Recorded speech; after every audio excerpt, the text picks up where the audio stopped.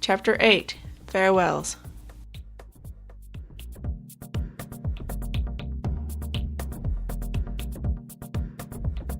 He got up in the morning. He had made his choice. He knew it was early to try it, but he knew he had to go. Something called him to the road. Probably his new bike, he had thought to himself a couple times. The decision had been difficult, but last night when he made it, his final choice had fit. He knew it was the right thing for him to do, and he had to tell them. He picked up the phone and dialed Scott. "Hello?" Amy's voice asked. "Hey, you. Hey, I want to take you all to breakfast," Taylor said. "On you?" Amy asked. "Yeah, on me," Taylor said, laughing. "You're on, cutie," Amy said and laughed. They planned to meet at a local restaurant about a half an hour later. Taylor rode to the restaurant. It had been 3 weeks since he had been fully converted.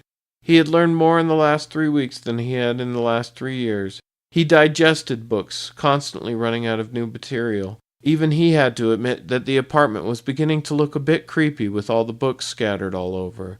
But that was one of the many reasons he had come to his choice. He knew he had to get out and not just become a hermit. Scott and Tiffany were finalizing the plans for the house. Amy was just hanging out, not wanting to return to college quite yet. In other words, having way too much fun partying with Scott and Tiffany. They were enjoying the newfound wealth. Taylor had spent most of his time practicing his new skills. He also rode his new bike, and that's when he realized what he needed to do. One night he had been on a ride. He was in Wyoming when the whistling wind told him what to do. Riding had always had a strong effect on him, and now it was almost euphoric. He had always dreamed of hitting the road.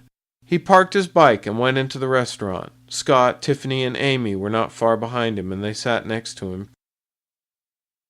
"Free breakfast," Scott said, smiling as he sat down. "Food and free" was all he needed to hear, and he was out of bed, Amy said, laughing. They had coffee, and Taylor ate quickly because he knew it would take a long time to tell them. "I have something to tell you guys," Taylor said. "If you say you're gay, you're going to break my heart forever," Amy joked. "Not mine," Scott said, winking at Taylor, laughing. "Ha ha. Anyway, I've decided to hit the road. I've thought about it for a long time," Taylor said. "Where are you going?" Tiffany asked. "Where the road takes him," Scott said, remembering all the times Taylor had talked about the dream of hitting the road. Scott wanted desperately to argue with Taylor. However, he knew that this was something Taylor probably needed to do. Not to mention, he could not think of a reason that was not selfish why Taylor should not go. When Taylor had talked about the idea, he had never once made mention of taking anyone along with him. Scott knew he would not be convinced to stay or joined on his adventure. "When are you going?" Scott asked. 2 days, Taylor replied. "Well, that at least gives me some warning," Scott said, smiling. The girls did not accept it as nicely. They argued about it. They talked for about an hour. Taylor was surprised to find that Scott was a huge ally, and in the end it was Scott that made the statement that made everyone understand and accept. "First off, none of you can interrupt me," Scott said, and everyone listened. "You think that I like the idea of Taylor leaving? We've been attached at the hip since forever. Funny thing is, the whole time I've known Taylor, I know that he knows his limits, and he knows when he needs to do something. This has been a dream of his for a long time. I think I was 14 when I first started hearing about it," Scott replied. "If we say we disapprove of Taylor doing this, it's not fair to him. He's always been more than fair to us," Scott finished. They all nodded and accepted that Taylor would be leaving. The next 2 days were a flurry of activity, with preparing for the move and Taylor gearing up for the trip. But soon the fateful morning came. The bike sat downstairs, ready to go. He finished packing his saddlebags while taking a long look around his apartment. He cleaned the apartment, but there were still stacks of books around. He walked out and locked the door behind him and walked down to his bike. He had to do it for himself, he thought. He rode over to Scott's house. Taylor thought it would be easier for all concerned if he left from there. He easily negotiated the traffic there. The bike was getting warmed up for the day, and he pulled into the apartment complex, possibly for the last time with the new house coming into the picture. They had always hung out at Scott's more often, which only made sense. Taylor's apartment was nothing amazing, and Scott's was much more comfortable. He pulled into the driveway and walked up the step. Tiffany opened the door, and she made her best attempt to smile. "Hi, Taylor. Are you all ready to go?" she asked. "Yeah, I think so," Taylor said, and walked into the door. He walked into the kitchen where Amy made Taylor a cup of coffee. "Are you really sure you just want to go?" she asked, and gave him a steaming cup. "Yeah, I need this." "Where is Scott at?" Taylor asked. "He's out back." Taylor stood up and walked out to the backyard. He sat in a lawn chair. "You know, this isn't going to be easy for me," Scott said. "Yeah, I know. Well, if you want, I will stay." Taylor replied honestly. "No, you won't. You've wanted to do this for as long as I've known you, and I'm not going to hold you back from it."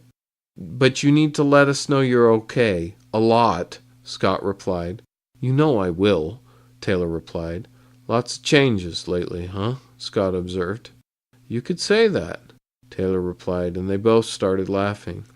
"Good stuff, though, man. When you come back, maybe we'll be ready to go see Thorane again," Scott said. "What do you think he has planned for us, anyway?" "I have no idea, but I guess it's something pretty big. If he says it's important, it must be pretty huge," Taylor said. "You up to it?" Scott asked. "Yeah, with you by my side, I think we can handle anything," Taylor said with confidence. And it wasn't false confidence either.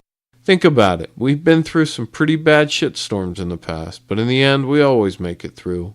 And we'll make it through whatever else comes our way, Taylor finished. "Stand together," Scott said. "Absolutely," Taylor affirmed. Tiffany and Amy brought out some breakfast, and they talked about memories. Time soon slipped away, and it was time for Taylor to depart. Amy started to cry a little even when they walked through the house and out to the bike.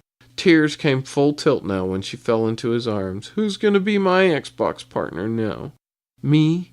I'm not leaving forever. I'll be back. But you can get a temporary partner if you want," Taylor said and pulled her into his arms. "Amy, I love you like a sister, and you mean so much to me," Taylor said, now even letting a few tears slip from his eyes. "All right, remember me on the road," Amy said, and they broke their embrace. Taylor moved over to Tiffany. "You take care of my best friend," he said as she opened her arms to him. "You come back soon and let us know what's up with you once in a while, okay? If you don't, he'll be unbearable," she said. Taylor looked at Scott. "It's been a while since I was away from my brother," Scott said to him. "I'll never be far enough you can't get me back if you need me," Taylor said. "Take care of yourself and these two," Taylor said. "You take care of yourself and try to find what you're looking for quick and get home," Scott said. They hugged, and then Taylor got on his bike and the engine roared to life. They stood on the curb, all in a line, crying, but all trying to be strong and understand. Taylor smiled back. "I'm a lucky guy," he said, and pulled the throttle. The bike pulled away and disappeared down the street, and they walked into the house. "He will come back, right?" Amy asked. "Amy, what a horrible thing to ask," Tiffany scolded. Scott laughed. "It's okay. He will." They went into the house. "You okay, honey?" Tiffany asked him inside. Well, I would not say I'm especially happy, but he needs it, and we'll see him when we need to," Scott said.